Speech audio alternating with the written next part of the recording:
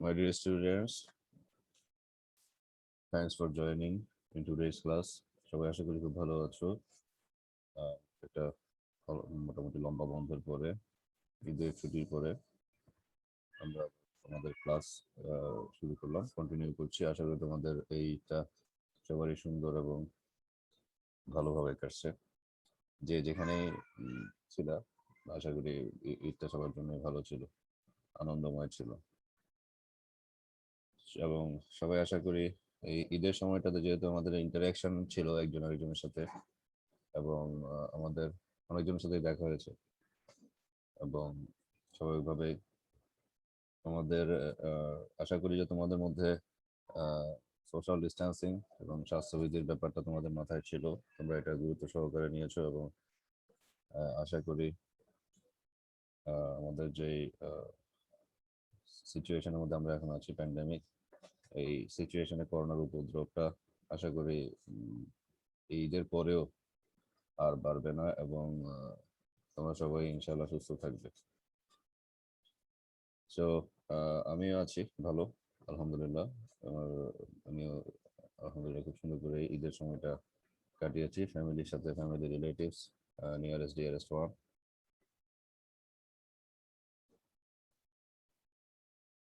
So আমরা আমাদের আজকে যে ক্লাসটা আমরা শুরু করছি, লাস্ট ক্লাসের কন্টিনিউশন থেকে। সো আমাদের লাস্ট ক্লাসের কন্টিনিউশন, যেটা তোমরা জানো, যে লাস্ট ক্লাসে আমরা যেটা কভার করার চেষ্টা করছি সেটা হচ্ছে রেকটিফায়ার, হাফ ওয়েভ রেকটিফায়ার, ফুল ওয়েভ রেকটিফায়ার নিয়ে মেইনলি আমাদের কাজ ছিল। সো ওইটার কন্টিনিউশনে তোমাদেরকে আমি আজকে ওইটার কন্টিনিউশনেই আমি আজকে শুরু করব। এবং আমরা রেকটিফায়ারেরই থাকবো। আমরা রেকটিফায়ারের হাফ ওয়েভ, ফুল ওয়েভ রেকটিফায়ারের আরো কিছু এক্সটেনশন নিয়ে আমরা কাজ করবো আর কি, পড়ালেখা করবো। সো তোমরা নিশ্চয়ই আমার স্ক্রিনটা দেখতে পাচ্ছ। আমার স্ক্রিনটা কি দেখা যাচ্ছে? Yes, sir. তো আমাদের লাস্ট ক্লাস আমরা যেটা পড়েছিলাম যে হাফ ওয়েভ রেকটিফিকেশন, এটা আমরা ডিটেলস আলাপ করছি, এটা আমরা পুরোটা পড়ছি। তারপরে হাফ ওয়েভ রেকটিফিকেশনের পরে ফুল ওয়েভ রেকটিফিকেশন, ব্রিজ নেটওয়ার্ক, এটা আমরা ডিটেলস পড়ছি, একদম লাস্ট পর্যন্ত ডিটেলস পড়ছি, একদম লাস্ট পর্যন্ত পুরোটা পড়ছি আমরা। এরপরে সেন্টার টেপ ট্রান্সফরমার, এটা আমাদের লাস্টের দিকে টপিক ছিল, এটা আমরা পড়ছি। সেন্টার টেপ ট্রান্সফরমার এটাও ফুল ওয়েভ রেকটিফায়ারের মতোই, এটাও ফুল ওয়েভ রেকটিফায়ারের মতো। এটার একটা পজিটিভ রিজিয়ন, এটা একটা পজিটিভ রিজিয়ন এবং একটা নেগেটিভ রিজিয়ন থাকে ফুল ওয়েভ রেকটিফায়ারের মতো। সো এটা আমরা পুরোটা পড়ছি, এটা আপ টু দ্য লাস্ট এতটুকু। সো এই অংশগুলো আমরা লাস্ট ক্লাসে আমরা কভার করছি, এবং এইটার এই কন্টিনিউয়েশনে আমরা আজকে যে জিনিসগুলো দেখব। আর এখান থেকে যে তোমাদেরকে একটা জিনিস আমি বলে রাখি, এবং যারা সচেতন, এবং যারা যে স্টুডেন্টরা মনোযোগী, এবং যারা এই পড়াটাকে গুরুত্বপূর্ণ মনে করে, এবং সব জায়গায় পড়াটাকে গুরুত্ব দেয় বা পরীক্ষাটাকে গুরুত্ব দেয়, তারা স্বাভাবিকভাবে, যে স্টুডেন্ট সচেতন এবং মনোযোগী, ভালো স্টুডেন্ট, আমি চাই সবাই সচেতন হোক, সবাই মনোযোগী হোক, এবং সবাই ভালো স্টুডেন্ট হোক, সবার রেজাল্টই ভালো হোক। কারণ এখন আগের মতো ওরকম নিয়ম নাই যে একজন বোর্ড স্ট্যান্ড করা, অথবা জেলাতে স্ট্যান্ড করা, অথবা একজনকে এক number, first stand, second stand, third stand, ওরকম তো আর এখন নাই, তাই না? এখন যদি 10 জনের জায়গায় 50 জনও A+ পায়, কোনো অসুবিধা আছে? আছে কিনা? আমি কি কথাটা বোঝাতে পেরেছি? এখন যদি 10 জনের জায়গায় 50 জন A+ পায়, বা সবাই A+ পায়, কোনো অসুবিধা আছে? No sir. টিচারের কোনো অসুবিধা আছে? No sir. বা পরীক্ষা কমিটির কোনো অসুবিধা আছে? ডিপার্টমেন্টের কোনো অসুবিধা আছে? আছে কি? না স্যার। কারোই কোনো অসুবিধা নেই। এবং teacher, respective course teacher, department, সবাই চায় যাতে স্টুডেন্টের রেজাল্ট ভালো হোক। কারণ টিচাররা তোমাদেরকে পড়াচ্ছে, সেই টিচাররাই পরীক্ষা কমিটিতে আছে, আবার সেই টিচাররাই ডিপার্টমেন্টে আছে, ঠিক না? সো আমি যখন পড়াচ্ছি, মানে পার্সোনালি আমার কথা বলতে গেলে, আমি যখন পড়াচ্ছি তখন স্বাভাবিকভাবে আমার সবসময় আমার একটা উদ্দেশ্য থাকবে, ইন্টেনশন থাকবে যে আমি যা পড়াচ্ছি স্টুডেন্টরা সেটা যাতে অ্যাপ্রিহেন্ড করে, স্টুডেন্টের সাথে সেটা যাতে রিয়েলাইজ করে, বুঝতে পারে ভালোভাবে, এবং সেটার উপরে স্টুডেন্টরা ফলো করে, স্টুডেন্টরা সেটার উপরে যাতে একটা ভালো রেজাল্ট করতে পারে, তাই না? এবং তোমরা যখন ভালো রেজাল্ট করবা, ভালো রেজাল্ট করো, বা তোমাদের খাতা যখন আমরা দেখি বা আমি দেখি তোমাদের খাতা, এবং যখন দেখি যে না তোমাদেরকে আহ, তোমাদের according to class lecture, according to class, according to teachers instruction, according to teachers suggestion, তোমরা পড়ালেখা করছো বা টিচারকে তোমরা ফলো করছো, এবং টিচারের কথাগুলোকে তোমরা গুরুত্ব দিছো, পড়াটাকে গুরুত্ব দিছো, তখন দেখা যায় যে তখন অটোমেটিক আমার নিজের কাছেও ভালো লাগে, এবং তখন খাতা কাটতেও ভালো লাগে, এবং যখন দেখা যায় যে স্টুডেন্টরা ভালো করছে, নাম্বার বেশি পাচ্ছে, তো নাম্বার দিতে তার কোনো অসুবিধা নেই, এবং এটা একটা ভালো, বিরাট ভালো লাগার ব্যাপার। আমি কি বোঝাতে পারছি? Is it clear to you? Yes, sir. তো এই কথাগুলো এই জন্যই বলছি, যেমন আমি তোমাদেরকে বললাম যে এখানে এখানে যা যা তোমরা দেখছো, পড়ছো, যা যা দেখছো, সো এখানে যে কথা আমি তোমাদের লাস্ট ক্লাসে বলছি, আমরা এখান থেকে কোনো ম্যাথমেটিক্যাল প্রবলেমস গুলো দেখবো না, এখান থেকে ম্যাথমেটিক্যাল প্রবলেমস গুলো আমরা এখান থেকে দেখবো না। ওকে, অর্থাৎ যারা, যে সকল স্টুডেন্ট সচেতন এবং মনোযোগী, তারা কিন্তু এগুলো মার্ক করছে যে স্যার কোন অংশগুলোকে ইম্পর্টেন্স দিচ্ছে, কোন অংশগুলোকে স্যার রাখতে বলছে, বা কোন অংশগুলোকে গুরুত্ব দিচ্ছে, আর কোন অংশগুলোকে স্কিপ করছে, বা কোন অংশগুলোকে স্যার বাদ দিচ্ছে, কোন জায়গা থেকে কোনটা বাদ দিচ্ছে, কোন জায়গা থেকে কোনটা রাখছে। যেমন আমি এই বই থেকে বলছি, আমি এই বই থেকে, আমরা তো টেক্সট পড়ে ফেললাম, আমরা এই বই থেকে এই টেক্সট গুলা, আমাদের যে মূল পয়েন্ট গুলা, টপিক গুলা, সেগুলো পড়ে ফেললাম। আর আমরা আমাদের যে আরেকটা বই আছে, আমি আমার স্ক্রিনটা শেয়ার করি, স্ক্রিনটা শেয়ার করি। তো তোমরা দেখতে পাচ্ছ, এটা হচ্ছে আমাদের আরেকটা বই, যেটা আমাদের এখানে রেফারেন্স বুক হিসেবে কাজ করবে। এই বইটা থেকে আমরা ম্যাথমেটিক্যাল প্রবলেমস গুলো কভার করার চেষ্টা করব বা কভার করব। Is it clear?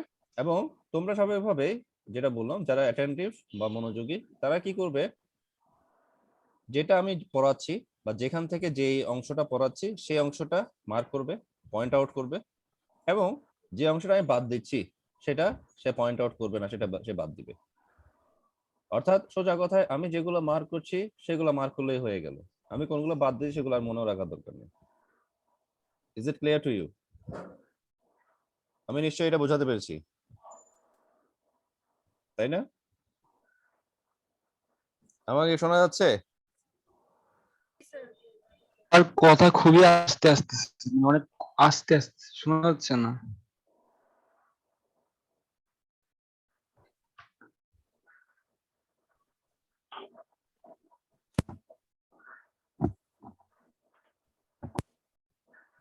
এখন কি শোনা যাচ্ছে ভালো করে? Yes, sir. ওকে, তো আমাকে কিন্তু তোমরা এতক্ষণ ধরে বলছো না যে আমার কথা আস্তে শোনা যাচ্ছে, বলছো এতক্ষণ ধরে? স্যার আমরা তো ভালোই শুনতেছিলাম। বুঝি না। স্যার আমরা তো ভালোভাবেই শুনতেছিলাম। আচ্ছা, ওকে, ঠিক আছে। না, একজনও যদি শুনতে ডিস্টার্ব ফিল করে, বা একজনও যদি শুনতে ট্রাবল ফেস করে, সে সাথে সাথে আমাকে বলবে। ওকে মাই ডিয়ার স্টুডেন্টস, সো আশা করি তোমরা আমার এই কথাগুলো মনে রাখবে, এবং আমি যে অংশগুলো মার্ক করছি বা যেগুলো আমি পয়েন্ট আউট করছি, বলছি যে এগুলো লাগবে, সো ওগুলো তোমরা ওভাবে পয়েন্ট আউট করবা। বা তোমরা তোমাদের, যেমন আজকে ধরো আজকে ক্লাস লেকচার, আজকে ক্লাস লেকচারে তোমাদের, আজকে যে ক্লাস লেকচারে তোমাদের অবশ্যই সবার একটা খাতা থাকার কথা, সবার একটা খাতা থাকবে, এবং সেই খাতার মধ্যে আজকে তারিখ দিয়ে আজকে আমি কোন কোন পয়েন্ট গুলো পড়াইছি সবগুলো তো লেখা পসিবল না। তো স্বাভাবিকভাবে জাস্ট যে অংশগুলো আমি পড়াচ্ছি, ধরো আজকে আমি পড়াচ্ছি এটা output frequency of half wave rectifier. Okay, so এটা তুমি সাথে সাথে তোমার খাতার মধ্যে লিখে ফেলবা, this is the first topic যেটা আমি আজকে কভার করছি। তারপরে পড়াবো হচ্ছে efficiency of half wave rectifier, এটা হচ্ছে সেকেন্ড টপিক। এটা 2 নাম্বার দিয়ে 2 নাম্বার পয়েন্টে লিখবা। এটা কি পসিবল নাকি, নাকি বেশি কঠিন? এই কাজটা কি বেশি কঠিন? No, sir.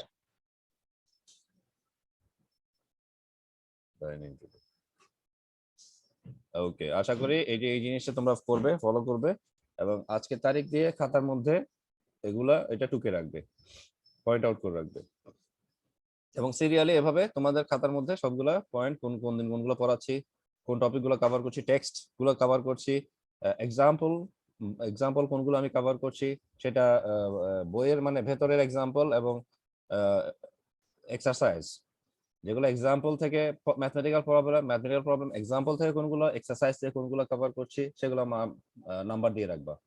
এক্সাম্পল এত, এক্সারসাইজ এত, এভাবে নাম্বার দিয়ে রাখবা যেভাবে তোমাদেরকে আমি ইউজুয়ালি হোমওয়ার্ক দিই। সো এখানে আমি যেগুলো যেগুলো পড়াচ্ছি সেগুলো সবাই মার্ক করে রাখবা। আর আর আলটিমেটলি যে এটা যেমন ধরো আমি পড়াচ্ছি output frequency of half wave rectifier, output frequency of half wave rectifier, এটা তো তুমি এটা পুরোটা তো লেখা পসিবল না, তুমি জাস্ট এই পয়েন্টটা তুমি লিখে রাখবা। আর তুমি আমি যে অংশগুলো আমি পড়াবো সেটা তুমি সাথে সাথে পরবর্তীতে বা আমি যেই দিনই পড়াবো তোমাদের যেটা সাজেস্ট করি, যেখানে যখনই যেদিন ক্লাস থাকবে সেই দিনই রাতের মধ্যেই তোমাদের ওই পড়াটা বা ক্লাস লেকচারটা তোমরা কমপ্লিট করে ফেলবে। তাহলে আউটপুট ফ্রিকোয়েন্সি থেকে আমি কোন অংশটা পড়াইছি, তুমি যখন আমার ক্লাস লেকচারটা ফলো করবা তখন তুমি বুঝে যাবা স্যার এখান থেকে কোন অংশটা পড়াইছে, তো ওইটা জাস্ট তুমি কভার করে ফেলবা। কিন্তু এটা পুরোটা তোমার লেখার দরকার নেই, এই যে এটা পুরোটা তোমার খাতার মধ্যে আমি যখন ক্লাস চলাকালীন সময় ক্লাস চলবে তখন এই পুরো অংশটা বা এই ফিগারটা লেখার দরকার নেই, আঁকার দরকার নেই। Is it clear? সো আশা করি তোমরা এই জিনিসটা বুঝতে পারছো বা এগুলো ফলো করবে। সো আমি প্রথমে আসো, তোমরা যেটা জানো যে আমাদের হাফ ওয়েভ রেকটিফায়ারের আউটপুট ফ্রিকোয়েন্সি হচ্ছে দিস ওয়ান, অর্থাৎ F out is equal to F in, অর্থাৎ যেটা তোমরা দেখতে পাচ্ছ এটা হচ্ছে ইনপুট ফ্রিকোয়েন্সি হাফ ওয়েভ রেকটিফায়ারের, আর এটা হচ্ছে আউটপুট ফ্রিকোয়েন্সি, এখান থেকে এখানে যাবে, আবার এখান থেকে আরেকটা কার্ভ এখান থেকে শুরু হবে।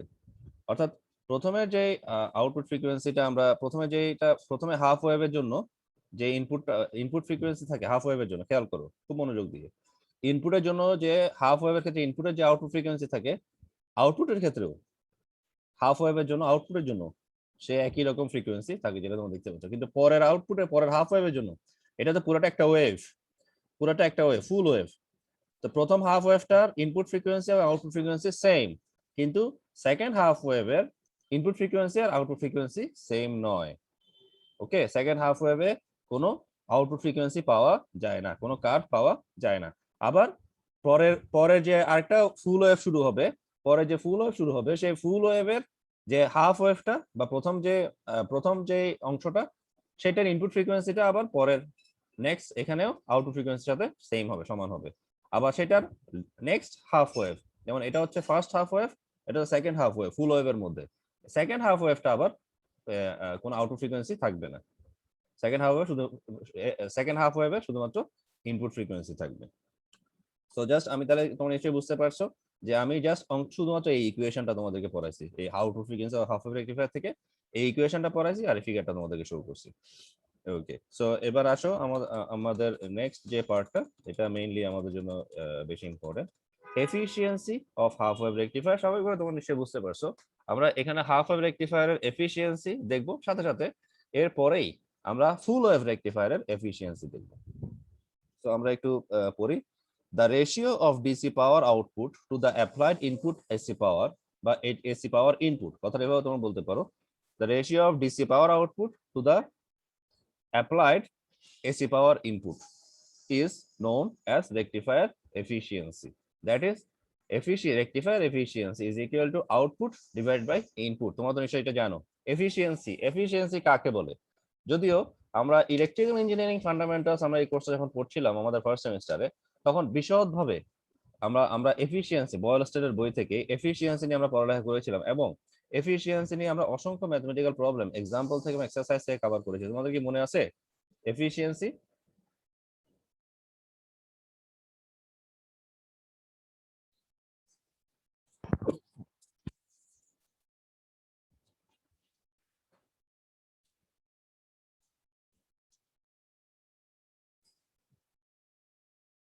Students, I am asking you, efficiency কি মনে আছে?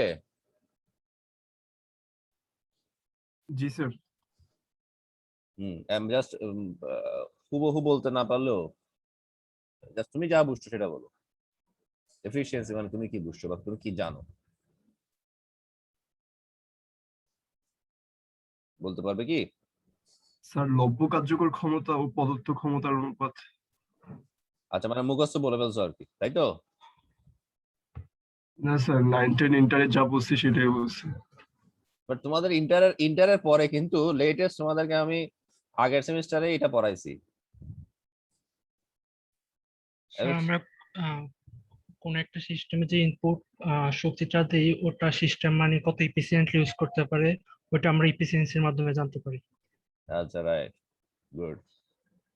যাই হোক ঠিক আছে, দুইজনেরটাই ঠিক আছে, দুইজনের আনসারটাই আমি নিলাম। Thank you for your answer. So the fact is, যেমন অন্যরা বলেন, অন্যরা চুপ করে আছে।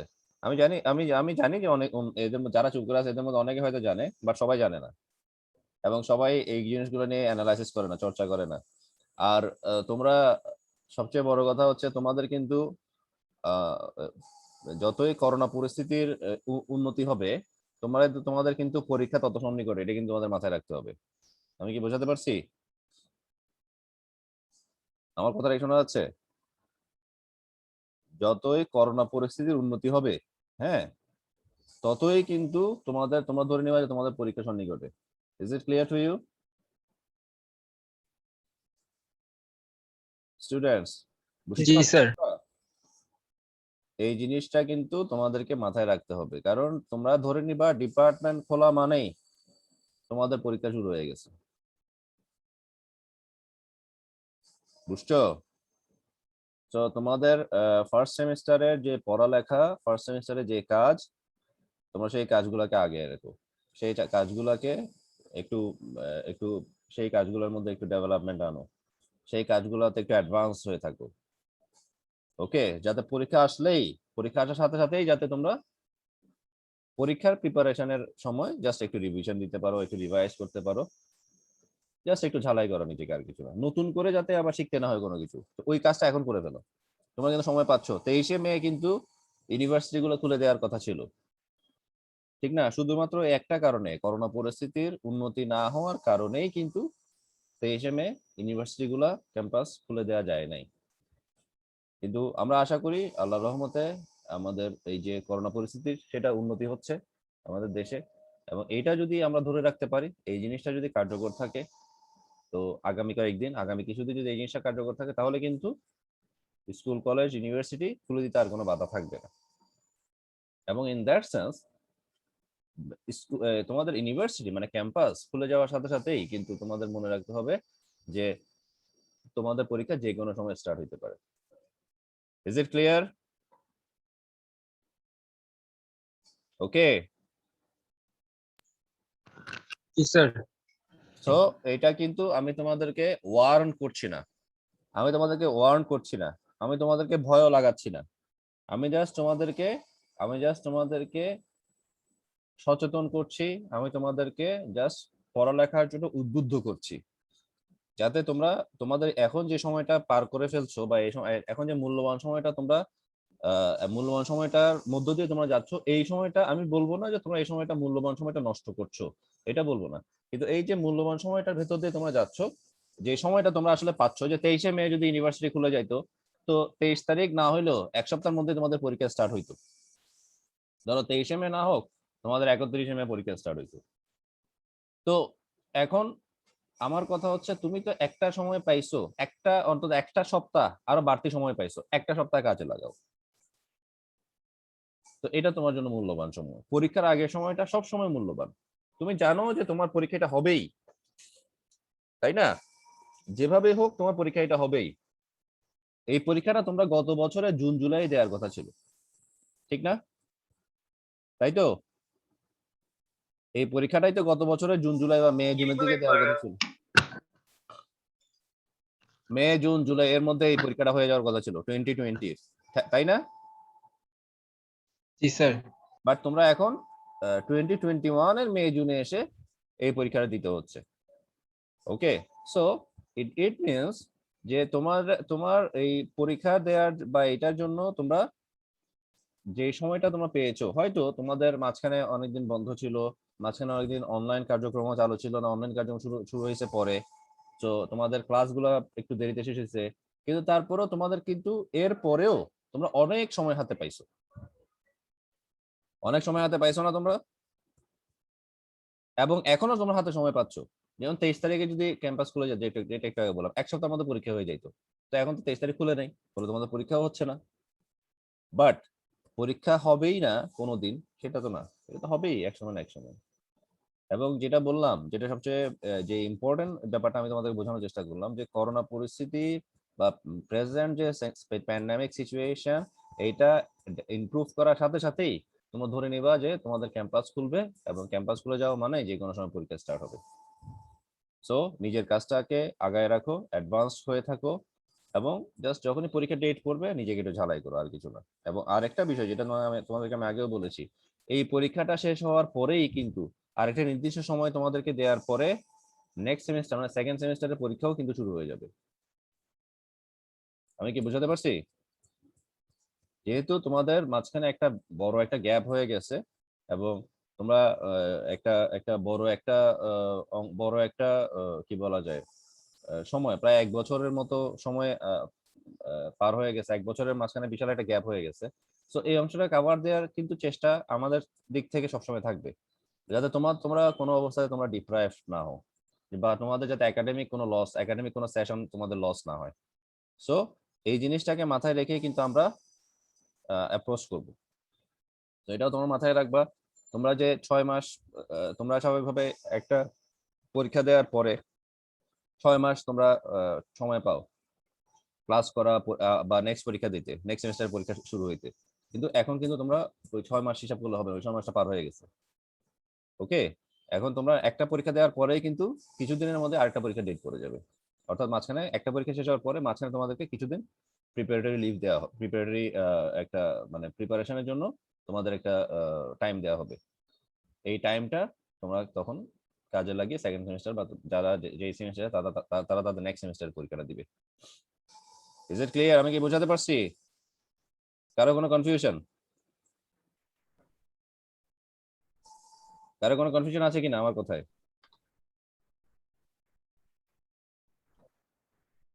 ওকে, আশা করি নাই। তবে যেটা এই কথাটা এই জন্যই বলছি যে তোমাদের এই যে এফিসিয়েন্সি, এই কথাটা থেকে তোমাদের কথাগুলো বললাম, এটা কিন্তু সবার জানা উচিত, কারণ এটা আমি জাস্ট তোমাদের আগের সেমিস্টার এটা দেখাইছি, পড়াইছি। ওকে, আমি তাহলে আমাদের মূল পয়েন্টে চলে আসি।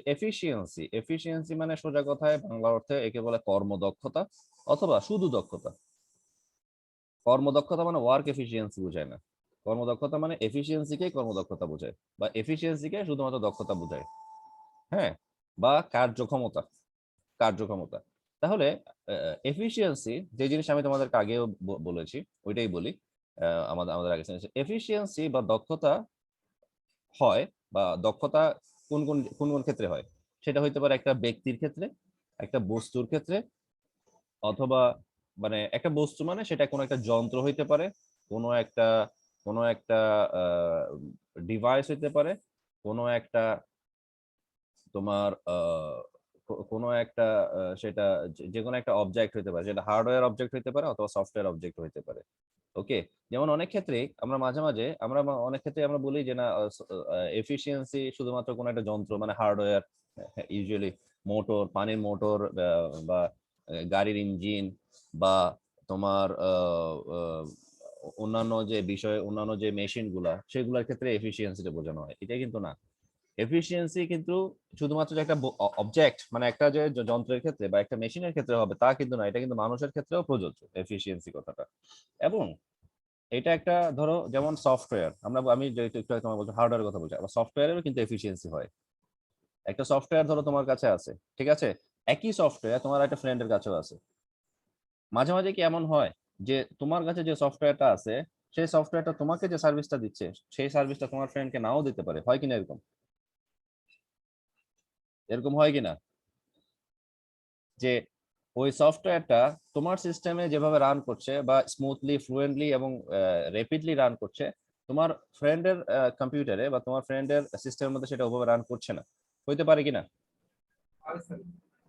সো ইন দ্যাট সেন্স তাহলে আমি বলতে পারি যে সফটওয়্যারটারও এফিসিয়েন্সি একই রকম নয়। হয়তো এটা হয়তো সফটওয়্যারেরও প্রবলেম না, এটা হয়তো সিস্টেমের প্রবলেম। এটা হয়তো তোমার সিস্টেমের প্রবলেম, তোমার হয়তো অপারেটিং সিস্টেমের উইকনেসের কারণে, বা তোমার হয়তো ক্লক স্পিডের কম হওয়ার কারণে, তোমার সিপিইউর স্পিডের কম হওয়ার কারণে, বা তোমার র্যামের যে সাইজ, র্যামের যে ক্যাপাসিটি সেটা কম হওয়ার কারণে হইতে পারে। পারে কিনা? সো এক্ষেত্রে সফটওয়্যারের যেরকম আমি এফিসিয়েন্সির কথা বলতে পারি, আবার সিস্টেম, আমাদের যে system, computer system, operating system, সেটারও এফিসিয়েন্সি আমরা বলতে পারি, সেটারও এফিসিয়েন্সি বাড়তি বা সেটা বাড়া বা কমার ব্যাপারটা থাকতে পারে। সব অপারেটিং সিস্টেম, তোমার কম্পিউটারের অপারেটিং সিস্টেমের বা তোমার যে সিস্টেম সেটার এফিসিয়েন্সি আর তোমার ফ্রেন্ডের সিস্টেম সেটার এফিসিয়েন্সি দুটা সেম নাও হইতে পারে। আমার যে সিস্টেম সেটার এফিসিয়েন্সি সাথে তোমার একটা সিস্টেমের এফিসিয়েন্সি নাও হইতে পারে। আমার সিস্টেমের এফিসিয়েন্সি হয়তো কম হইতে পারে, তোমার সিস্টেমের এফিসিয়েন্সি হয়তো বেশি হইতে পারে। এটা কি পসিবল কিনা? Is it clear? সো এই যে বিষয়টা এতক্ষণ ধরে আমি যে বিষয়টা মেইনলি ভূমিকা দেওয়ার চেষ্টা করলাম, সো এই যে এফিসিয়েন্সির এই কথাটা, তার মানে তুমি যখন এফিসিয়েন্সির কথা বলা হবে, সেটা একটা ব্যক্তির ক্ষেত্রে হোক, একটা বস্তুর ক্ষেত্রে হোক, একটা যন্ত্র বা মেশিনের ক্ষেত্রে হোক, বা যে কোনো কিছুর ক্ষেত্রে হোক, যেমন একটা সিস্টেমের ক্ষেত্রে হোক, যে কথাটা আমি এক্সাম্পল দিয়ে বুঝালাম, যে কোনো সিস্টেমের ক্ষেত্রে হোক, what ever the object is, efficiency মানে হচ্ছে তোমাকে আসলে তোমার যতটুকু তোমাকে দেয়া আছে, ইনপুট দেয়া আছে, তুমি কখনোই তোমাকে প্রদত্ত বা গিভেন ইনপুট যে পাওয়ারটা বা এনার্জিটা তোমাকে দেয়া আছে, সেটা কিন্তু 100% তুমি কিন্তু আউটপুটে রূপান্তর করতে পারবে না, বা সেটা তুমি 100% দিতে পারবে না। আমাদের যেটা এনার্জি, ধরো মানুষের ক্ষেত্রে বা হিউম্যান বিং এর ক্ষেত্রে যদি আমি বলি যে আমার যে এনার্জি বা আমার যে পাওয়ার আছে, মানুষ কি তার এনার্জি বা পাওয়ারের 100% খরচ করে ফেলে? খরচ করে ফেলে কিনা?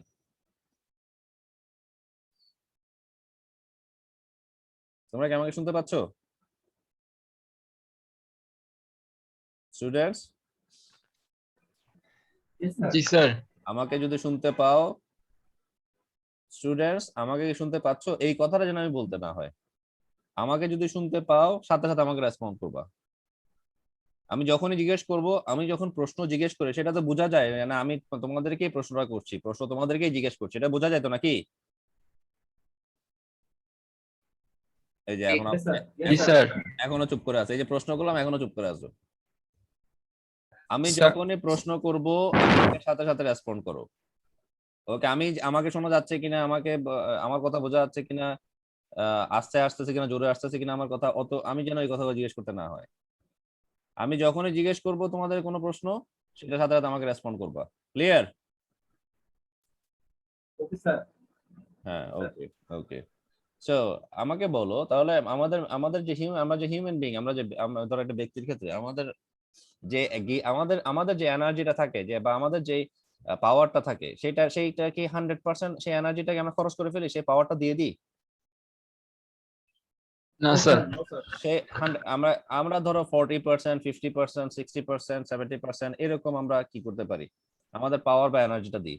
ধরো যে মানুষটা যে মানুষটা আহ মাটি কাটছে, কৃষি কাজ করছে, বা গাছ কাটছে, হ্যাঁ, বা যে মানুষটা ডেইলি লেবারের কাজ করছে, জিনিসপত্র উঠানামা করছে, এক জায়গা থেকে আরেক জায়গায় নিয়ে যাচ্ছে, ঠিক না? বা কনস্ট্রাকশনে কাজ করছে,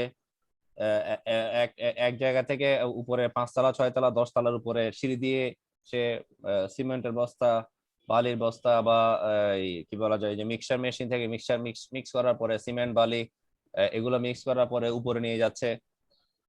সো ওর ওর যে কষ্ট আর তোমার যে কষ্ট, সেটা কি সেম? আবার তুমি যে কাজটা করছো, তুমি কি করছো, তুমি কোনো ফিজিক্যাল লেবার দিচ্ছ না, ঠিক আছে, তোমার কোনো এনার্জি বা পাওয়ার হয়তো খরচ হচ্ছে না, হ্যাঁ, কতটুকু সামান্য হয়তো খরচ হচ্ছে, কিন্তু আহ তোমার যেটা মেন্টাল যে পাওয়ার বা মেন্টাল যে এনার্জি, সেটা কিন্তু খরচ হচ্ছে। ও হয়তো ফিজিক্যালি বিজি, তুমি মেন্টালি বিজি। অর্থাৎ তুমি তুমি যে চর্চাটা করছো, সেটা মানসিকভাবে তোমার চর্চাটা হচ্ছে, মানসিকভাবে তোমার পড়ালেখার কাজটা কিন্তু তুমি মানসিক ভাবে করছো, এবং তোমার এই পড়ালেখার কারণে তোমার মনের উপরে একটা প্রভাব পড়ছে, এবং মনের উপরে প্রভাব পড়ার কারণে তোমার কিন্তু শরীরের উপরেও একটা প্রভাব পড়ছে, তাই না? তার মানে আমরা যখন পড়ালেখার মধ্যে আছি, জ্ঞান অর্জনের মধ্যে, এডুকেশনের মধ্যে, অর্থাৎ টিচিং লার্নিং প্রসেসের মধ্যে যখন আমরা আছি, তখনই তোমাকে বুঝতে হবে, তার মানে এই কাজটাও কিন্তু অন্য কোনো অংশ থেকে, অন্য কোনো কাজ থেকে কম না। কারণ তুমি হয়তো ফিজিক্যাল লেবার দিচ্ছ না ঠিক, কিন্তু তোমাকেও কিন্তু এই কাজটা করার জন্য তোমার কিন্তু অনেক সময় ঘন্টার পর ঘন্টা বসে থাকতে হচ্ছে, তোমাকে এই কাজ এই তোমাকে ক্লাস লেকচার গুলো ফলো করতে হচ্ছে, এবং এই ক্ষেত্রে তোমাকে মেন্টালি তোমার উপর একটা প্রেসার পড়ছে, এবং মেন্টালি তোমাকে অনেক কিছু গ্রহণ করতে হচ্ছে, অ্যাকসেপ্ট করতে হচ্ছে, এবং তোমার ব্রেইন এখানে কিন্তু অনেক বেশি অ্যাক্টিভলি তোমার ব্রেইনটা কাজ করছে। ব্রেইনের ফাংশনটা অনেক বেশি, ব্রেইনের ফাংশন এবং ব্রেইনের অপারেশন অনেক বেশি। যেখানে একজন ডেইলি লেবারের যে কাজ, সেখানে কিন্তু ওর ব্রেইনের ফাংশনটা খুব বেশি না। ওকে বলছে ও একই কাজটাই করে যাচ্ছে, ও একই কাজটাই রোবটের মতো করে যাচ্ছে, ঠিক না? সেজন্য ওখানে ওর ফিজিক্যাল লেবারটা জরুরি, ওখানে ব্রেইনের লেবারটা জরুরি না। আমি কি কথাটা বোঝাতে পারছি? Is it clear to you? So in that sense যে তার মানে আলটিমেটলি আমাদের যেটাই, আমরা যে লেবারটাই হোক না কেন, ফিজিক্যাল লেবার হোক, মেন্টাল মানে বা ব্রেইনের লেবার হোক, যে লেবারটা বা যে শ্রমটাই আমরা দিই না কেন, সেটা কিন্তু কখনোই আমাদের যেটা গিভেন, আমাদের যে গিভেন এনার্জি বা পাওয়ার, সেটা 100% কিন্তু আমরা দিই না। কতটুকু আমরা দিচ্ছি,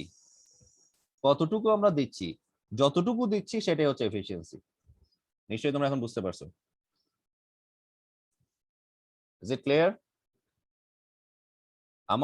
আমাদের উপর যে গিভেন পাওয়ার জি বা স্যার। এনার্জি, আমাদের যে শক্তি আছে, আমার শরীরে যে শক্তি বা এনার্জি আছে বা পাওয়ার আছে, সেইটার যতটুকু আমি দিতে পারছি সেটাই হচ্ছে এফিসিয়েন্সি, আমার efficiency.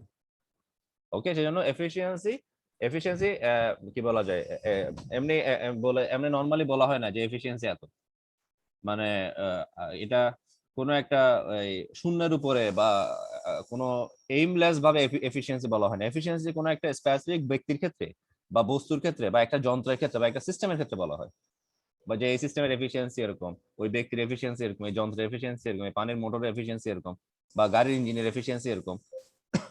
Is it clear? So আমি অনেকগুলো কথা বলে ফেলছি। তো আমাদের মেইনলি আমাদের যে এফিসিয়েন্সি যে পার্ট, এই যে এফিসিয়েন্সি, এটাকে গ্রিক লেটার ইটা দিয়ে প্রকাশ করা হয়, এবং সেটা হচ্ছে আমাদের যে এই যে রেকটিফায়ারের কথা বলা হচ্ছে, এই রেকটিফায়ার মধ্যে তুমি যে ইনপুটটা দিচ্ছ, অর্থাৎ ইনপুট পাওয়ার আর আউটপুট পাওয়ার, সেই এই এফিসিয়েন্সিটা হবে আউটপুট পাওয়ার এবং ইনপুট পাওয়ারের মধ্যে, ইনপুট পাওয়ারের যে রেশিও, অর্থাৎ আউটপুট পাওয়ার কে ইনপুট পাওয়ার দিয়ে আউটপুট পাওয়ারকে ইনপুট পাওয়ার দিয়ে তুমি ডিভাইড করবো, that is output power is to input power. আর এখানে ইনপুট আউটপুট পাওয়ার মানে হচ্ছে এটা ডিসি আউটপুট, আর ইনপুটটা হচ্ছে এসি ইনপুট।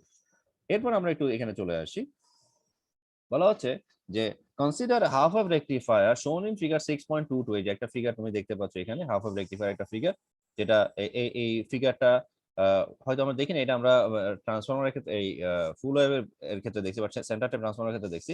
তো এটা হাফ ওয়েভ রেকটিফায়ার, এটা একটা ফিগার, এবং এই হাফ ওয়েভ রেকটিফায়ার এই ফিগারটা ডান দিকে যে গ্রাফটা দেখতে পাচ্ছ, এটা আমরা দেখছি যে ফুল ওয়েভ হচ্ছে, আবার এখান থেকে একটা ফুল ওয়েভ স্টার্ট করছে, কিন্তু আমরা শুধুমাত্র গ্রাফ পাচ্ছি আউটপুটের ক্ষেত্রে, গ্রাফ পাচ্ছি শুধুমাত্র হাফ ওয়েভের জন্য, প্রথম হাফ ওয়েভের জন্য এটাতে কোনো গ্রাফ নাই, আবার সেকেন্ড হাফ ওয়েভের জন্য এটাতে কোনো গ্রাফ নাই, মানে সেকেন্ড ফুল ওয়েভের প্রথম হাফ ওয়েভটাতে আমি গ্রাফটা পাচ্ছি।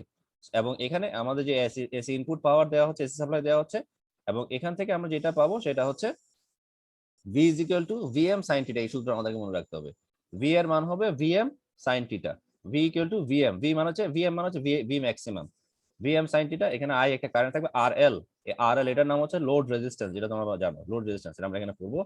লেট ধরে নিচ্ছি V is equal two VM sine theta B the alternating voltage that appears across the secondary winding. মানে এই যেটা, এটা সেকেন্ডারি পাক সংখ্যা, পাক আর কি, এই যে ট্রান্সফরমার সেকেন্ডারি যে উইন্ডিং সেখানে, অর্থাৎ আর এটা হচ্ছে secondary voltage. Let R F and R L, এই দুটো জিনিস আমাদের মনে রাখতে হবে।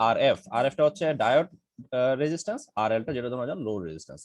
Let RF and RL be the diode resistance and load resistance respectively. The diode conducts during positive half cycle of AC supply, while no current conduction takes place negative half cycle. যেটা তোমরা জানো যে আমাদের positive half সাইকেলের জন্য আমি output পাচ্ছি, negative half সাইকেলের জন্য কোনো আউটপুট পাচ্ছি না। এটা খুব ইজি এবং এটা ইজিলি আন্ডারস্ট্যান্ডেবল। এবার আমাদের মূল যে ম্যাথমেটিক্যাল এক্সপ্রেশন বা ম্যাথমেটিক্যাল যে ইভালুয়েশনের মাধ্যমে আমরা এফিসিয়েন্সি বের করব হাফ ওয়েভ রেকটিফায়ার, সেই পার্টটা আমরা চলে আসি, এবং এটা হচ্ছে এই পুরো অংশটা এতটুকু পর্যন্ত, এই পুরো অংশটা হচ্ছে আমাদের হাফ ওয়েভ রেকটিফায়ারের এফিসিয়েন্সি বের করার ম্যাথমেটিক্যাল এক্সপ্রেশন বা ম্যাথমেটিক্যাল ইভালুয়েশন। এটা আমরা একটু দেখি।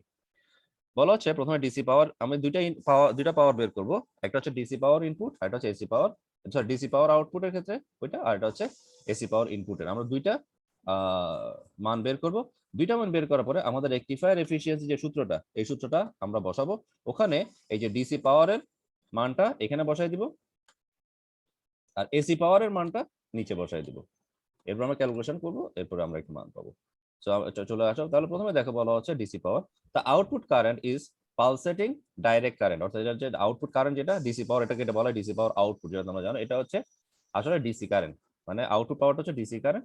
Therefore in order to find DC power, average current has to be find out. অর্থাৎ ডিসি পাওয়ারটা বের করার জন্যই আমাদেরকে প্রথমে এভারেজ কারেন্টটা বা ডিসি কারেন্টটা বের করার আগে আমাদেরকে এভারেজ কারেন্টটা বের করতে হবে। অর্থাৎ ডিসি কারেন্টটা মানে হচ্ছে এভারেজ কারেন্ট, এবং সেটা তোমরা দেখতে পাচ্ছ I average is equal to I DC. এবং এটা যে সূত্রটা, একটা এখানে আমরা একটা ইন্টিগ্রেশন করব, যেখানে ইন্টিগ্রেশনের মানটা হবে I divide I D theta divide by twice pi, বা I by twice pi d theta. এই মানটা যেমন দেখো এখানে স্টার দেয়, সিঙ্গেল স্টার দেয়া আছে। এই স্টারটার মান এটাকে আমরা একটু নিচে দেখে আসি, এটা আমরা ফুটারের মধ্যে দেখব। এই যে এভারেজ ভ্যালু, দ্যাট ইজ যে এভারেজ যে কারেন্টটা, মানে I average is equal to হচ্ছে area under the curve over a cycle. Area under the curve over a cycle মানে আই, এটা হচ্ছে আই ডি থিটা। এই অংশটা area under the curve over a cycle, মানে পুরো একটা সাইকেলে, আমি একটু উপরে চলে যাই। এই যে পুরো একটা সাইকেলে কারেন্টটা কত? আই না? পুরো একটা cycle over a full cycle কারেন্টটা হচ্ছে কত? আই। এবং এইটার যে এই যে অ্যাঙ্গেলের যে মানটা সেটা হচ্ছে থিটা। যদি এটা ক্ষুদ্র, অ্যাকর্ডিং টু ফিজিক্স, এগুলো হচ্ছে মেইনলি সবগুলো ফিজিক্সেরই অংশ, বা ফিজিক্সের বেসিক থেকে আমরা মেইনলি এই জিনিসগুলো বুঝি। এই যে ছোট যে কোণ বা ছোট যে অ্যাঙ্গেল সেটা হচ্ছে ডি থিটা। ছোট যে অ্যাঙ্গেল সেটা হচ্ছে কি? D theta. তাহলে আই ডি থিটা। এবং আই ডি থিটাকে আমরা জানি যে ফিজিক্সের ক্ষেত্রে, যেটা ফিজিক্সে বলা হয় যে ফিজিক্স কখনো প্রথমে একটা বড় কিছু নিয়ে, বড় বিষয় নিয়ে ফিজিক্স কাজ করে না। ফিজিক্স কি করে? ছোট একটা বিষয় নিয়ে কাজ করে, ছোট বিষয়টাকে ইন্টিগ্রেট করে বড়টাকে ফোকাস করে। এটা কি তোমরা জানো কিনা? এই জিনিসটা কি তোমরা জানো কিনা? যেমন ইন্টিগ্রেশনের কাজটা কি? ইন্টিগ্রেশনের কাজটা হচ্ছে যখন কোথাও একটা ছোট বিষয় নিয়ে ও কাজ করবে, ছোট বস্তুর উপর ফোকাস করবে, বা ছোট একটা অংশের একটা বড় কাজের ছোট একটা অংশ নিয়ে সে কাজ করবে, এবং এই ছোট অংশটাকে ইন্টিগ্রেশনের মাধ্যমে বড় অংশটাকে ফোকাস করবে। এটাই মেইনলি ফিজিক্সে এই কাজটা করা হয়। এবং ফিজিক্সে অসংখ্য জায়গায় এই জিনিসগুলো আমরা হায়ার সেকেন্ডারিতে হোক বা তোমাদের এখানে ভার্সিটিতে আসার পর ফার্স্ট সেমিস্টারের জন্য যে ফিজিক্স পড়ে থাকো সেখানে তোমরা এই জিনিসগুলো দেখছো। সো ওই কাজটাই মেইনলি এখানে বলা হচ্ছে যে area under the curve over a cycle, that is I. এটা হচ্ছে আই ডি থিটা। এটা হচ্ছে ছোট অংশ। এই ক্ষুদ্র অংশটাকে 0 থেকে পাই পর্যন্ত, 0 থেকে পাই এটা হচ্ছে ফুল একটা ওভার এ ফুল সাইকেল, এটা হচ্ছে ফুল সাইকেল। 0 থেকে পাই হচ্ছে এটা লিমিট, এটা যে রেঞ্জটা, লোয়ার লিমিট হচ্ছে 0, আপার লিমিট হচ্ছে পাই। 0 থেকে পাই পর্যন্ত এই লিমিটের মধ্যে। হ্যাঁ স্যার, ফুল সাইকেল হলে স্যার 0 থেকে 2 পাই হবে না স্যার? এটা 0 থেকে পাই কেন স্যার? না, 0 থেকে 2 পাই হবে না, 0 থেকে 2 পাই হবে না, কারণ এটা তো তোমার পুরো একটা হয়ে যাচ্ছে। তো তোমার এটা তো 0 থেকে পাই বাই 2। এই যে এটা হচ্ছে 0 থেকে পাই বাই 2, এটা হচ্ছে পাই, এতটুকু হচ্ছে পাই ওভার এ ফুল সাইকেল। এটা হচ্ছে 0 থেকে পাই। Is it clear?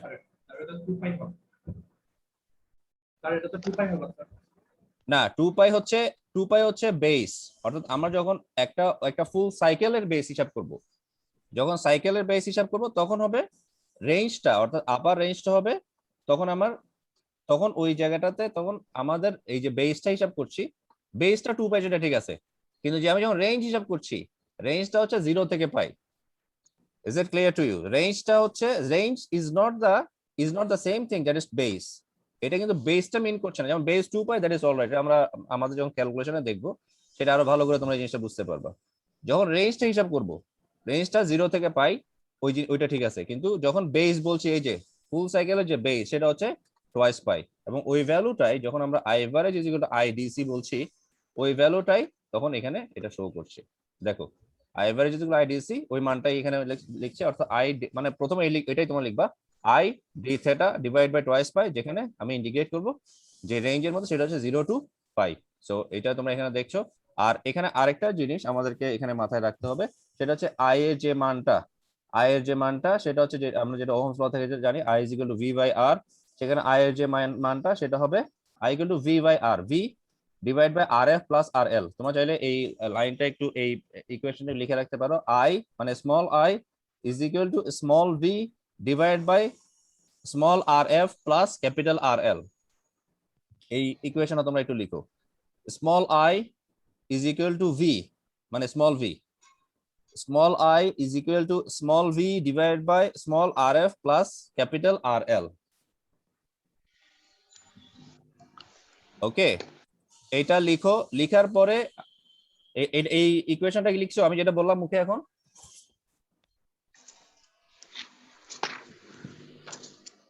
আমি যেটা এই ইকুয়েশনটা বললাম ওই ইকুয়েশন মুখে লিখছো কিনা?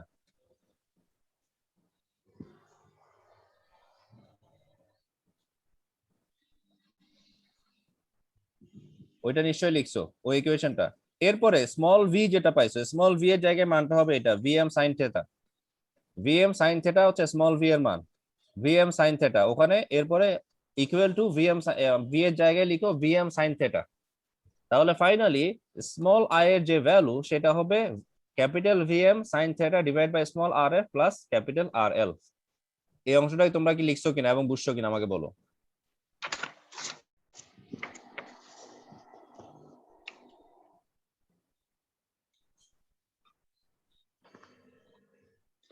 স্যার আরএফটা কিসের মান স্যার? আরএফ হচ্ছে ডায়োড রেজিস্ট্যান্স, এটা প্রথমে বলা আছে। আরএফটা হচ্ছে ডায়োড রেজিস্ট্যান্স আর আরএলটা হচ্ছে লোড রেজিস্ট্যান্স। এই যে diode resistance and load resistance respectively, ওইটা প্রথমে বলে ফেলছি। এটা এখন এটা ফ্যাক্ট না, ফ্যাক্ট হচ্ছে আমি যেটা তোমাদেরকে বললাম ওইটা লিখছো কিনা। I is equal to প্রথমে বলছি I is equal to small v divide by small rf plus capital rl। এরপরে v এর মানে স্মল v এর মান হবে capital vm sin theta. Finally দাঁড়াবে vm sin theta divide by rf plus rl। এটা পাইছো কিনা বলো। জি স্যার। এবার আমরা আমাদের মূল ইন্টিগ্রেশন পার্টে চলে আসি। এখানে দেখো vm rf rl এগুলো সবগুলো কনস্ট্যান্ট। তো স্বাভাবিকভাবে তোমরা জানো যে ইন্টিগ্রেশনের ক্ষেত্রে কনস্ট্যান্ট গুলো বাইরে চলে আসে, এদের ইন্টিগ্রেশন হয় না। তো ইন্টিগ্রেশনের ক্ষেত্রে এগুলো বাইরে চলে আসে। দেখো vm rf rl প্রথমে তো টয়েস পাই আগে থেকেই ছিল। আর এরপর আমি যখন সাইন থিটাকে ইন্টিগ্রেট করব, সাইন থিটা ইন্টিগ্রেশন হচ্ছে মাইনাস কস থিটা। যখন ইন্টিগ্রেট করে ফেলছি রেঞ্জটা তোমরা জানো যে আপার লিমিট লোয়ার লিমিট এভাবে ডান দিকে থার্ড ব্র্যাকেটের উপরে নিচে চলে আসে। এবং এখান থেকে এই ভ্যালুটা বসানোর পরে, এখানে ভ্যালুটা বসানোর পরে আফটার দ্য ক্যালকুলেশন আমরা এই মানটা পাবো। অর্থাৎ এখানে আফটার দ্য ক্যালকুলেশন এখানে আলটিমেটলি 2 আসবে, এটা তোমরা ক্যালকুলেট করার পরে আসবে। আর এখানে 2 উপরে নিচে কাটা যাবে, এখানে ক্যালকুলেট করার পরে ফাইনালি আমরা একটা ভ্যালু পাবো, সেটা হচ্ছে দিস ওয়ান, এটা পাবো। এটা পাওয়ার পরে এখানে আরেকটা মান আমরা এখান থেকে বসাই দিব, এটা ওহমস ল থেকে। সেটা হচ্ছে vm divide by rf plus rl is equal to capital im, মানে ম্যাক্সিমাম কারেন্টের ভ্যালু যেটা। তাহলে im ডিভাইড বাই থাকবে কত, পাই। im ডিভাইড বাই হবে পাই, অর্থাৎ আলটিমেটলি I এভারেজ এর যে ভ্যালুটা বা IDC এর যে ভ্যালুটা সেটা ইজ ইকুয়াল টু হবে im ডিভাইডেড বাই পাই। এবং এইটারও একটা ফুটার এখানে দেয়া আছে, সেই ফুটারটা আমি তোমাদের এটা এক্সপ্লেইন করার চেষ্টা করি। বলা হচ্ছে দেখো, it may be remembered that area of 1/2 cycle of a sinusoidal wave is twice the peak value, অর্থাৎ im এর twice দ্বিগুণ। thus in this case peak value is im and therefore area of an half cycle is 2 im, অর্থাৎ half সাইকেলের জন্য আমাদের যেটা sinusoidal ওয়েভের ক্ষেত্রে যেটা পিক ভ্যালু সেটা হবে im এর 2 দ্বিগুণ, that is twice im divide by twice pi. অর্থাৎ IDC এর মানটা হবে twice im divide by twice pi. এখান থেকে I এভারেজ বা IDC যে মানটা পাচ্ছি সেটা হচ্ছে im ডিভাইড বাই পাই। অর্থাৎ এটা হচ্ছে সূত্র, আসলে এটা সূত্র, কিন্তু ওই সূত্রটা আমরা এখানে কি করলাম, এই যে I average is equal IDC divide by is equal to im divide by pi, এই মানটা এই সূত্রটাই আমরা এখানে ক্যালকুলেট করে বের করছি। আর এরপরে এটা হলো IDC এর মান, মানে ডিসি কারেন্টের ভ্যালু বের করছি। আসলে এটা কি বের করছি, যে ডিসি কারেন্টের ভ্যালুটা বের করছি। আমাদের বের করতে হবে ডিসি পাওয়ারের ভ্যালুটা। তার মানে ডিসি পাওয়ার মানে PDC is equal to according to Ohm's law, same Ohm's law এর পাওয়ার কানেকশন সেটা হচ্ছে I square R। P is equal to I square R না, তাহলে PDC is equal to I square DC into IDC square into RL। আবার IDC মানে im by pi, এখান থেকে calculate করার পরে আমরা এখান থেকে পাচ্ছি im square divide by pi, মানে im by pi whole square into RL। এটা হচ্ছে আমাদের ডিসি পাওয়ারের মানটা বা ক্যালকুলেশনটা আমরা এখান থেকে বের করলাম। একইভাবে সেম ওয়েতে এখানে আমরা আরেকটা সূত্র অর্থাৎ এসি পাওয়ারের যে সূত্রটা সেটা অ্যাপ্লাই করার পরে আমরা যেটা এখান থেকে দেখতে পাবো এসি পাওয়ারের ক্ষেত্রে আমরা যে সূত্রটা অ্যাপ্লাই করব সেটা সেম এটাই, অর্থাৎ এখানে পিএস ইজ ইকুয়াল টু হবে আই স্কয়ার আর আর এল না, এখানে জাস্ট আবার লোড রেজিস্ট্যান্স এখানে অ্যাড হবে, অর্থাৎ এখানে আই স্কয়ার আর এল না লিখে লিখতে হবে I square into R F plus R L, অর্থাৎ এখানে লোড রেজিস্ট্যান্সটা ইনপুট পাওয়ারের ক্ষেত্রে এসি ইনপুট পাওয়ারের ক্ষেত্রে এটা অ্যাড হবে। এবং এখানে এটাও তোমরা ফিজিক্সে দেখে আসছো, এসি কারেন্টের ক্ষেত্রে আই এসি না বলে এটা আইআরএমএস ভ্যালু বলা হয়, root mean square value, IRMS value. এটা এসি পাওয়ার ক্ষেত্রে এই মানটাকে বলা হয়, এবং যেখানে আইআরএমএস এর মানটা হচ্ছে আইএম বাই 2, যেহেতু এটা half wave rectifier. Half wave রেকটিফায়ারের ক্ষেত্রে এটা তো আমি আইএম এরটা ম্যাক্সিমাম যে কারেন্টটা সেটা অর্ধেক পাবো, আইএম বাই 2 পাবো যেটা হাফ ওয়েভ, তাহলে আইআরএমএস এর ভ্যালুটা হবে আইএম ডিভাইড বাই 2।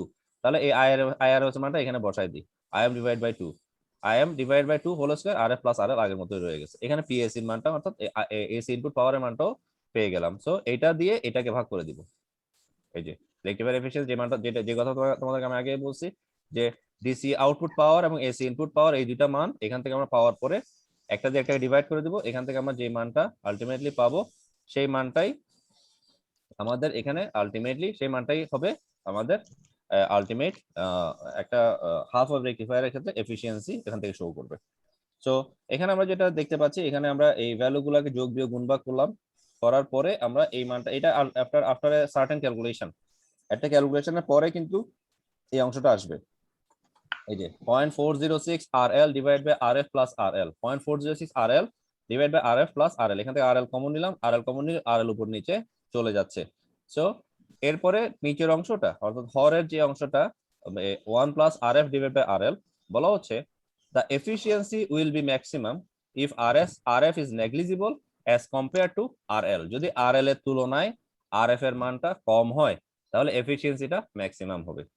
এবং এই ক্ষেত্রে ম্যাক্সিমাম যে এফিসিয়েন্সি অর্থাৎ যখনই তোমার এই মানটা কম হবে, নেগলিজিবল হবে, অর্থাৎ আরএফ এর মানটা আরএল এর তুলনায় নেগলিজিবল হবে, সেই ক্ষেত্রে ধরো এটা টেন্ডস টু 0, এই জিনিসটা যদি টেন্ডস টু 0 হয় মানে এত নেগলিজিবল যেটা শূন্যের কাছাকাছি যদি হয়, তাহলে ফাইনালি নিচে কত থাকবে, শুধু 1 থাকবে না, 1 প্লাস 0 ধরো এটা এই অংশটা 0 হয়ে গেল, 1 প্লাস 0, তাহলে 1 প্লাস 0 যদি হয় তাহলে এর নিচে হরের মধ্যে শুধু কি থাকবে, 1 থাকবে।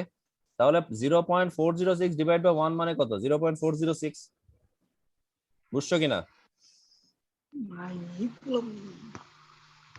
স্টুডেন্টস? বুঝছো? তোমাদের মাইক্রোফোন অন দেখতে পাচ্ছি। সো এইটা নিচেরটা নেগলিজিবল হচ্ছে কখন, অর্থাৎ আরএফ যদি নেগলিজিবল হয় পুরো হরটাই কিন্তু নেগলিজিবল হয়ে যাবে। কেন? কারণ আরএফ যদি নেগলিজিবল হয়, ধরো আরএফ টেন্ডস টু 0 মানে 0 এত ছোট সেটা 0 কাছাকাছি, তাহলে এখানে ধরো আরএফ এর মান 0ই ধরে নিতে পারো, তাহলে 0 ডিভাইড বাই আরএল মানে এটাও 0, 1 প্লাস 0 মানে 1, আর নিচে 1 থাকা মানে ইউজুয়ালি নিচে সবকিছু নিচে 1 থাকে, 1 থাকা মানে আলটিমেটলি মানটা হবে কত, 0.406। তার মানে রেকটিফায়ার এফিসিয়েন্সিটা কত হবে, 40.6% হবে না? এই যে এটা কত হবে, 40.6% হবে না? বুঝতেছো?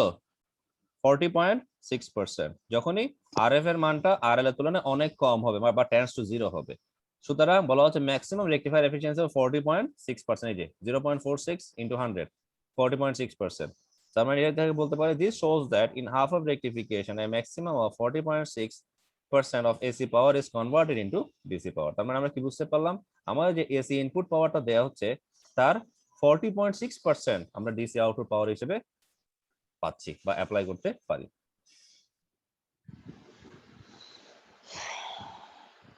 তো এই জিনিসটা তোমরা আশা করি বুঝতে পারছো সবাই, এবং এখান থেকে আমরা কয়েকটা ম্যাথমেটিক্যাল প্রবলেম আমরা এখান থেকে কভার করব। তার আগে আমি সরাসরি ফুল ওয়েভ রেকটিফায়ারের এফিসিয়েন্সিটা যেহেতু এটা দেখাইছি, হাফ ওয়েভটা ফুল ওয়েভটা জাস্ট এটা দ্বিগুণ হবে আর কি। সো ফুল ওয়েভের ক্ষেত্রে এটা জাস্ট আগে যে অংশটা দেখলাম সেটা দ্বিগুণ হবে, যা ওই অংশটা দেখে ফেলে হয়ে যাবে। এই যে ফুল ওয়েভ ব্রিজ দেখতে এগুলো আমরা পড়ছি, এগুলো আমি এখান থেকে দেখবো না। আচ্ছা, এখানে আরেকটা জিনিস আমি তোমাদেরকে বলতে ভুলে গেছি, এখানে আরেকটা জিনিস আছে, এটা হাফ ওয়েভও ছিল, সেটা হচ্ছে এটার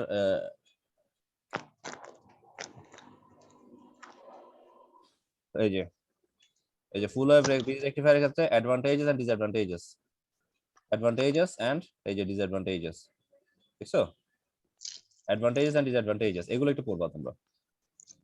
এটা হাফ ওয়েভ রেকটিফায়ারেও আছে, এটা আমি ওখানে বলতে ভুলে গেছি। হাফ ওয়েভ রেকটিফায়ারে এরকম অ্যাডভান্টেজেস এবং ডিসঅ্যাডভান্টেজেস আছে। ফুল ওয়েভের ক্ষেত্রে এখানে যেরকম দেখতে পাচ্ছ, ফুল ওয়েভের ক্ষেত্রে এটা শিখবা, হাফ ওয়েভের ক্ষেত্রেও শিখবা। এবার আছে আউটপুট ফ্রিকোয়েন্সি। আর আউটপুট ফ্রিকোয়েন্সি হাফ ওয়েভ, এই হাফ ওয়েভ রেকটিফায়ারের ক্ষেত্রে নিশ্চয়ই তোমাদের মনে আছে, হাফ ওয়েভের ক্ষেত্রে আউটপুট ফ্রিকোয়েন্সি ছিল F out is equal to F in. আর এখন ফুল ওয়েভের ক্ষেত্রে আউটপুট ফ্রিকোয়েন্সি হচ্ছে F out is equal to twice F in, 2 into F in. অর্থাৎ এই যে যেটা তোমরা দেখতে পাচ্ছ যে এখানে AC input, AC input, AC input যেটা আমি হাফ ওয়েভের ক্ষেত্রে পাচ্ছি সেটা ফুল ওয়েভের ক্ষেত্রেও আউটপুটটা সেমই থাকছে। আবার যেটা হাফ ওয়েভের ক্ষেত্রে ইনপুট যেটা সেকেন্ড হাফ ওয়েভের ক্ষেত্রে পাচ্ছি, আর সেটা ফুল ওয়েভের ক্ষেত্রে সেটা পজিটিভ রিজিয়নে পাচ্ছি, পজিটিভ দিকে সে ফুল ওয়েভটা পজিটিভ রিজিয়নে এটা পাচ্ছি। অর্থাৎ ফুল ওয়েভের ক্ষেত্রে এখানে যে ফুল ওয়েভটা দেখতে পাচ্ছি সেই ফুল ওয়েভটা আমরা আলটিমেটলি এখানেও এই জিনিসটা দেখতে পাচ্ছি। এবং এই ক্ষেত্রে আমরা যখন এফিসিয়েন্সি দেখতে যাব ফুল ওয়েভ রেকটিফায়ারের ক্ষেত্রে, এফিসিয়েন্সিটা সেম, এই ভ্যালুগুলো আগের মতো সেম থাকবে, নো ডিফারেন্স। এই কথাটা তোমাদের আমি একটু বলতে চাচ্ছিলাম, এই যেটা আমি তোমাদের আই এর মানটা বলছিলাম, I is equal to V divide by R F plus R L. আবার ভি এর মান হচ্ছে ভিএম সাইন থিটা। দেখছো তোমার খাতায় লেখা আছে কিন্তু, দেখো তো এই জিনিসটা তোমরা লিখছো কিনা, আমি তোমাদের এটাই বলতে চাচ্ছিলাম, এটা লিখছো কিনা? জি এটা স্যার। তোমাদের হাফ ওয়েভ রেকটিফায়ার এফিসিয়েন্সি বের করার সময় এই একটা ইকুয়েশন তোমাদের লিখতে বলছিলাম, মুখে বলছিলাম আর কি, তোমাদের খাতায় লিখতে বলছিলাম, ওইটা এটাই কিন্তু, এটাই আমি মেইনলি এটা মিন করছি, এটা লিখতে বলছি। Is it clear to you? আমি কি বোঝাতে পারছি? সো ইন দ্যাট সেন্স তাহলে আমরা আবারও আগের মতো এই কথাগুলো সেম, দেখো ভেরি ইজি, এগুলো কিন্তু তোমাদের হাফ ওয়েভ রেকটিফায়ার ক্ষেত্রে একই কথা। এই যে figure 6.30 shows the process of full wave rectification. Let V is equal to Vm sin theta be the AC voltage to be rectified. Let RF and RL be the diode resistance and load resistance respectively. একই কথা দেখো, obviously the rectifier will conduct current through the load in the same direction for both half cycle of input AC voltage. অর্থাৎ একই দিকে current direction same দিকে থাকবে দুইটা half সাইকেলের জন্য। একই মানে প্রথম half cycle second half cycle মানে বোথ হাফ সাইকেল, যেটা বলা হচ্ছে বোথ হাফ সাইকেলের জন্য কারেন্ট ডিরেকশনটা সেম থাকবে। The instantaneous current that is I is given by this one equation আমরা জানি। এরপর ডিসি পাওয়ার আউটপুট আগের মতোই, ডিসি পাওয়ার আউটপুট বের করব, এসি পাওয়ার ইনপুট বের করব এবং একটা দিয়ে আরেকটাকে ডিভাইড করে দিব। ওখান থেকে আমাদের কি করব, ওখান থেকে আমরা রেকটিফায়ার এফিসিয়েন্সিটা বা ফুল ওয়েভ রেকটিফায়ার এফিসিয়েন্সিটা আমরা এখান থেকে বের করব। তার বলা হচ্ছে দেখো, the output current is pulsating direct current, same কথা একই কথা, কোনো ডিফারেন্স নাই। Therefore in order to find the DC power average current has to be find out, অর্থাৎ আমাদের ডিসি পাওয়ার বের করার জন্য আর আমাদেরকে আই অর্থাৎ আই এভারেজ বা আইডিসি আগে বের করতে হবে। একই কথা যে কথাটা একটু আগে আমরা হাফ ওয়েভ রেকটিফায়ার এফিসিয়েন্সি দেখছি। Are from the elementary knowledge of electrical engineering, look from the elementary knowledge of electrical engineering, সেটা হচ্ছে আইডিসি ইজ ইকুয়াল টু, একটু আগে যেটা আমরা দেখছিলাম আইডিসি ইজ ইকুয়াল কত দেখছিলাম, আইএম বাই পাই দেখছিলাম না, মনে আছে? হাফ ওয়েভের ক্ষেত্রে আইডিসি ইজ ইকুয়াল কত, আইএম বাই পাই ছিল কিনা মনে আছে? IDC is equal to IM by pi, যেটা হাফ ওয়েভ রেকটিফায়ারের ক্ষেত্রে বের করছি। স্টুডেন্টস, জি sir. IDC is equal to IM by pi ছিল না হাফ ওয়েভে? আর তাহলে ফুল ওয়েভে কি হবে, জাস্ট এটা 2 গুণ হবে, IDC is equal to 2 IM by pi হবে। আর যখন ডিসি পাওয়ার আউটপুট, আর এখানে এখানে হাফ ওয়েভের ক্ষেত্রে যে পুরো ক্যালকুলেশনটা দেখানো হয়েছে, ডিসি এখানে পুরো ক্যালকুলেশনটা দেখানো হয়নি আর কি, এটাও তো বুঝতে পারছো কিভাবে IDC is equal to IM by pi বের হয়েছে বা টুয়াইস আইএম বাই পাই বের হয়েছে, এটা পুরোটা দেখায়নি আর কি, জাস্ট এই মানটাই বসায় লিখে দিছে, যেহেতু যেটা হাফ ওয়েভ ছিল হাফ ওয়েভের যে ভ্যালু সেটার সাথে 2 গুণ করে দিল। ঠিক তো, বুঝতে পারছো? আর এই যে ডিসি পাওয়ার আউটপুট, এটার মান আমরা আগের মতোই Ohm's law, P is equal to I square R, মানে P DC is equal to I DC square into R L. আর এখানে আইডিসি এর মানটা বসাই দিলাম ইনটু আরএল, এটা ঠিক থাকবে। আর এসি পাওয়ার ইনপুটের ক্ষেত্রে সেম আগের মান, PAC is equal two IRMS square RF plus RL. IRMS এর মান হচ্ছে, নিচে আসি একটু,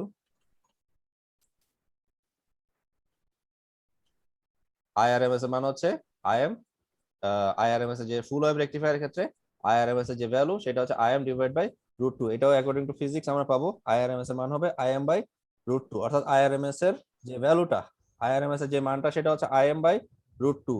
আর আই এভারেজ বা ডিসি যেটা আই আরএমএস এর ক্ষেত্রে যেটা তোমার হাফ ওয়েভের ক্ষেত্রে যেটা মান সেটা হচ্ছে আইএম বাই 2, আর এখানে হবে আইএম বাই √2। এটা তোমার নিশ্চয়ই তোমাদের মনে আছে এটা তোমরা, আমি জানি না তোমাদের এটা ফার্স্ট সেমিস্টার ফিজিক্স এটা পড়ছো কিনা, তোমরা এটা হায়ার সেকেন্ডারিতে অবশ্যই পড়ছো।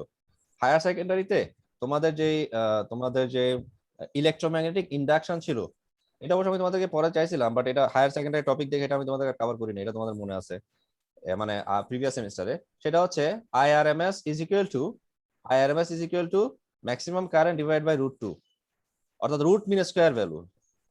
ইলেকট্রোম্যাগনেটিক ইন্ডাকশনে যেটা তোমরা দেখছো, এটা দুইটা জিনিস তোমরা দেখছো, একটা হচ্ছে একটা হচ্ছে আরএমএস ভ্যালু, আর একটা হচ্ছে এভারেজ ভ্যালু। একটা হচ্ছে আরএমএস ভ্যালু মানে রুট মিন স্কয়ার ভ্যালু, আর একটা হচ্ছে এভারেজ ভ্যালু বা গড় মান। সো আইআরএমএস যে ভ্যালুটা ছিল আইএম ডিভাইড বাই √2, এটা কিন্তু অ্যাকর্ডিং টু ফিজিক্স এই জিনিসটা আমরা পাই। আর আইআরএমএস এর এই মানটা এখানে এখানে বসাই দিব, এখানে বসানোর পরে এই অংশটা আসবে, এখানে আলটিমেটলি ফুল ওয়েভ রেকটিফায়ার এফিসিয়েন্সি যেটা পাবো, ফুল ওয়েভ রেকটিফায়ার এফিসিয়েন্সির ক্ষেত্রে তাহলে পিডিসি ডিভাইড বাই পিএসসি, এখান থেকে মানগুলো বসাই দিলাম। মান বসানোর পরে এখানে যেটা পাচ্ছি, এখানে মান বসানোর পরে আমরা যে জিনিসটা পাচ্ছি সেটা হচ্ছে আলটিমেটলি 0.812। তো 0.812টা তোমরা নিশ্চয়ই খেয়াল করে দেখবা, যেটা আমরা ফুল হাফ ওয়েভের ক্ষেত্রে পাইছি সেটা হচ্ছে 0.406, মনে আছে নিশ্চয়ই 0.406। তাহলে হিসাব করে দেখো 0.406 থেকে এটা দ্বিগুণ, 0.46 এর দ্বিগুণ 0.812। খেয়াল করছো কি?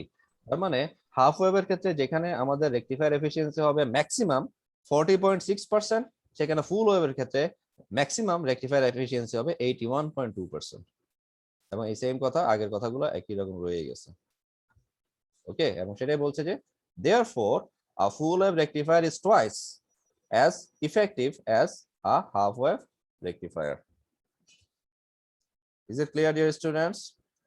সো আমরা যদি হাফ ওয়েভের ক্ষেত্রে রেকটিফায়ার এফিসিয়েন্সি বের করতে বলে বা ফুল ওয়েভের ক্ষেত্রে রেকটিফায়ার এফিসিয়েন্সি বের করতে বলে, তাহলে কি আমরা ইজিলি এই কাজগুলো করতে পারবো?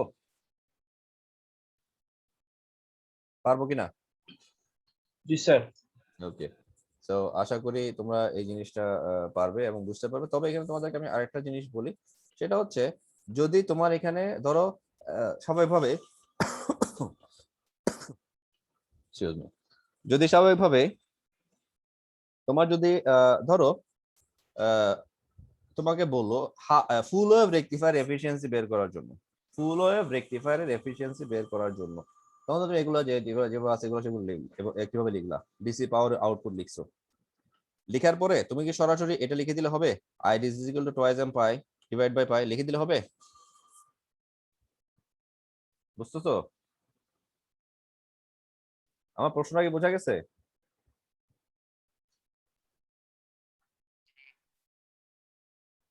আমার প্রশ্নটা কি বোঝা গেছে?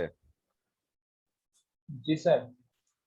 অর্থাৎ ফুল ওয়েভের ক্ষেত্রে যদি বলা হয় তো ডিসি পাওয়ার আউটপুট কিছু এটা লিখে দিলে হবে, বা ডিসি পাওয়ার কারেন্ট আর কি, ডিসি কারেন্টটা I DC is equal to twice M divide by pi লিখে দিলে হবে কিনা? হবে নাকি ওই পুরো ক্যালকুলেশনটা করতে হবে যেখান থেকে তুমি আইডিসি এর মান আইএম বাই পাই বের করছো? স্যার পুরোটা দেখাতে হবে স্যার। রাইট, অর্থাৎ হাফ ওয়েভ রেকটিফায়ারের ক্ষেত্রে তুমি আইডিসি এর মানটা IDC is equal to IM by pi বের করছো না? আইএম বাই পাই বের করছো না? ওইটার সাথে যেহেতু এটা ফুল ওয়েভ এটার সাথে দুই পরবর্তী 2 গুণ করে দিবা আর কি। প্রথমে আইডিসি ইজ ইকুয়াল টু যেভাবে তুমি আইএম বাই পাই হাফ ওয়েভের ক্ষেত্রে বের করছো, এই যে এই কাজটা এই যে আইডিসি মানে আই এভারেজ, আইডিসি ডিসি কারেন্টের মান এই যে ক্যালকুলেশনের মাধ্যমে আইএম বাই পাই বের হয়েছে না? এই কাজটা কিন্তু তোমাকে ফুল ওয়েভের ক্ষেত্রেও দেখাইতে হবে। ফুল ওয়েভের ক্ষেত্রে দেখানোর পরে এরপর যেহেতু তুমি এটা হাফ ওয়েভের ক্ষেত্রে দেখাচ্ছ, তুমি বলছো যে এটা I DC is equal to IM by pi, আর যেহেতু তুমি এটা ফুল ওয়েভের ক্ষেত্রে বলছো তখন তোমাকে বলতে হবে যে এখানে ফুল ওয়েভের ক্ষেত্রে এটার দ্বিগুণ হবে বা টুয়াইস এম, এটা যেহেতু হাফ ওয়েভের ক্ষেত্রে এটা, তাহলে ফুল ওয়েভের ক্ষেত্রে আরেকটা হবে, অর্থাৎ IM by pi plus IM by pi.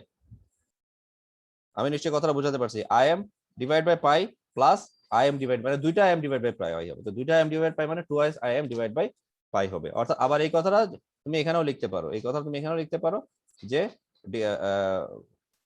Full wave রেকটিফায়ারের ক্ষেত্রে এখানে হবে I average is equal to IDC is equal two এখানে হবে, এখানে 2 আর একটা ইনটু করে দিতে পারো, এখানে একটা 2 ইনটু করে দিতে পারো। 2 ইনটু করে দিলে তোমার আলটিমেটলি ক্যালকুলেশনও সেই জিনিসটা তুমি এখান থেকে ওই জিনিসটা তুমি এখান থেকে আলটিমেটলি পাবা। অর্থাৎ এটা সোজা কথায় হাফ ওয়েভের ক্ষেত্রে এটা দ্বিগুণ হবে, নাথিং এলস। অর্থাৎ আমি তোমাদের যে কথাটা বোঝাতে চাচ্ছি, তুমি যদি শুধু ফুল ওয়েভের ক্ষেত্রে তুমি যদি শুধু এখানে IDC equal to twice M divide by pi এটা যদি সরাসরি লিখে দাও তাহলে কিন্তু মার্কস 50% মাইনাস হয়ে যাবে 50% মার্কস। বুঝাতে পারছি না পারি নাই? সো একটু কষ্ট, জাস্ট কয়েকটা লাইন 5-6টা লাইন এক্সট্রা করতে হবে আর কি, একটু কষ্ট করার জন্য। একটু কষ্ট করে 5-6টা লাইন এক্সট্রা করতে হবে, তাহলে নাম্বার পেয়ে যাবে full marks. Is it clear students? আমি কি বোঝাতে পারছি? জি স্যার। ওকে, সো সবাই আশা করি এইটা পারবে এবং করতে পারবে। আর এটার উপর ভিত্তি করে আমাদের এখানে কিছু ম্যাথমেটিক্যাল প্রবলেম আমরা সলভ করব। সো প্রথমে যে ম্যাথমেটিক্যাল প্রবলেম আমরা দেখতে পাচ্ছি, এক্সাম্পল 6.12 বলা হচ্ছে দ্য অ্যাপ্লাইড ইনপুট। আমি কি একটু বড় করব, দেখা যাচ্ছে?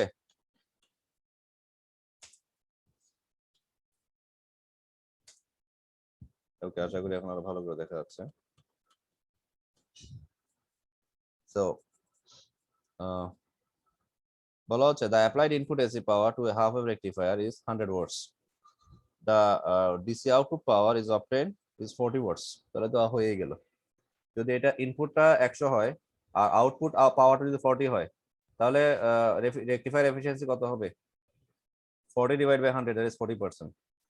ওকে, তাহলে বলা হচ্ছে, এটা একটা ইন্টারেস্টিং কোয়েশ্চেন, সেটা হচ্ছে যে এখানে 100 ওয়াট তুমি দিচ্ছ, কিন্তু তুমি পাচ্ছ কতটুকু, আউটপুট কত পাচ্ছ? 40 ওয়াট। তাহলে আমাদের নেক্সট কোয়েশ্চেনটা বলছে হোয়াট হ্যাপেন্স টু রিমেইনিং 60 ওয়াটস। তাহলে পরের 60 ওয়াটের কি হবে? 100 ওয়াট থেকে 40 ওয়াট আউটপুট পাইছো, 40 ওয়াট কাজ করছে, তাহলে বাকি 60 ওয়াট কি করলো? তো বলা হচ্ছে দেখো, 40% efficiency of rectification does not mean that 60% of power is lost in the rectifier circuit. মানে এটা মিন করে না যে 60% লস হয়ে গেছে। In fact, a crystal diode consumes little power due to its small internal resistance. অর্থাৎ একটা ক্রিস্টাল ডায়োড ইউজুয়ালি এটা স্মল ইন্টারনাল রেজিস্ট্যান্সের কারণে যেটা পাওয়ার কনজিউম করে সেটা খুব সামান্য, খুব কম। The 100 watt, নেক্সট পেজে চলে যাই। The 100 watt AC power is contained as 50 watts in positive half cycle and 50 watts in negative half cycle. The 50 watts in the negative half cycle are not supplied at all, যেটা তোমরা জানো। Usually half wave রেকটিফায়ারের ক্ষেত্রে তো negative half cycle 50 watt তুমি পাবে না। তার মানে তুমি কি পাচ্ছ? অনলি 50 ওয়াট পজিটিভ হাফ সাইকেলটাই তুমি পাচ্ছ, আর ওই 50 ওয়াট পজিটিভ হাফ সাইকেলের মধ্যে তুমি 40 ওয়াটটা পাচ্ছ। তার মানে তোমার আলটিমেটলি শুধুমাত্র 10 ওয়াটের একটা ডিফারেন্স আমরা এখানে দেখতে পাচ্ছি। তুমি এখানে আমার 60 ওয়াটের ডিফারেন্স আসলে এখানে হচ্ছে না। অর্থাৎ 50 ওয়াটের মধ্যে তুমি পাচ্ছ কতটুকু? 50 ওয়াটের মধ্যে পাচ্ছ কতটুকু? 40 watt. Is it clear to you? আর আলটিমেটলি যদি আমি হাফ সাইকেলের ক্ষেত্রে যদি 40 ওয়াট পাই, তাহলে একটা ফুল সাইকেলের ক্ষেত্রে কত হবে? ফুল সাইকেলের ক্ষেত্রে 80% হবে, অর্থাৎ 80 ওয়াট হবে। একটা হাফ সাইকেলে যদি আমি 40 ওয়াট পাই, তাহলে ফুল হাফ সাইকেলে যদি এটা প্রথম মানে পজিটিভ হাফ সাইকেলে 40 ওয়াট পাচ্ছি 50 ওয়াটের মধ্যে, আবার নেগেটিভ হাফ সাইকেলটাও যদি পেতাম সেক্ষেত্রে আমার এটা পুরোটা হইতো কত? 80 ওয়াট। 100 ওয়াটের মধ্যে হইতো কত? 80 ওয়াট। কিন্তু আলটিমেটলি এটা তো এফিসিয়েন্সির, এটা দিয়ে এফিসিয়েন্সি বোঝায় না। এবং সেটাই বলছে, although 100 watts of AC power was supplied, the half wave rectifier accepted only 50 watts and converted it into 40 watts DC power. Therefore, it is appropriate to say that efficiency of rectification is 40% and not 80%, which is power efficiency. অর্থাৎ যেটা পাওয়ার efficiency বলা হচ্ছে সেটা হয়তো 80% হতে পারে, কিন্তু rectifier এফিসিয়েন্সিটা 80% নয়। রেকটিফায়ার এফিসিয়েন্সিটা হচ্ছে এই যে এফিসিয়েন্সি রেকটিফায়ার হচ্ছে, রেকটিফিকেশন হচ্ছে 40%। নিশ্চয়ই তোমরা এই জিনিসটা বুঝতে পারছো। ওকে, এই ব্যাপারটা ক্লিয়ার তো? অর্থাৎ আমাদের প্রশ্নটা ছিল হচ্ছে 100 ওয়াট দিছি, ইনপুট হচ্ছে 100 ওয়াট, কিন্তু পাচ্ছি কতটুকু?